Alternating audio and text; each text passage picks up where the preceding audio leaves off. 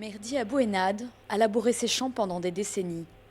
Il est arabe et musulman sunnite, mais il a toujours travaillé aux côtés de ses voisins yézidis. Aujourd'hui, il vient rarement sur ces terres parce qu'il a peur de leurs représailles.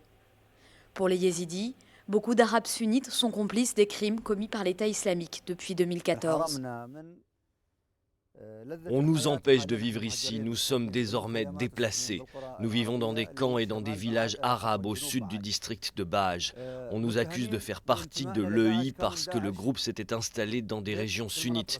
Mais l'EI ne représente pas les sunnites. La mosaïque de minorité de Sinjar a volé en éclats il y a 5 ans avec l'arrivée du groupe EI. Les djihadistes ont été chassés en 2017, mais les communautés restent divisées.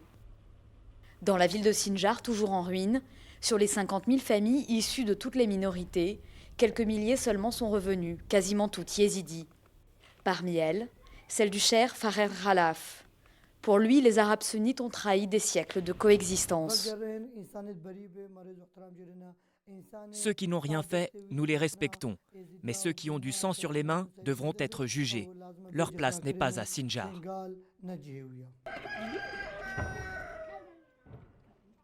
Plus de 3000 yézidis sont toujours portés disparus, en majorité des femmes et des enfants.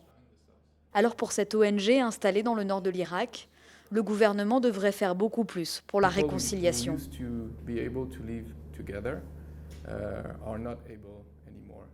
Les gens qui avaient l'habitude de vivre ensemble n'en sont plus capables à cause des tensions entre les communautés. C'est pourquoi la réconciliation doit être la priorité dans la région. Il doit y avoir un dialogue entre les communautés, des procès équitables et une justice transparente. Et le gouvernement doit faire en sorte que tout auteur de crimes soit tenu pour responsable.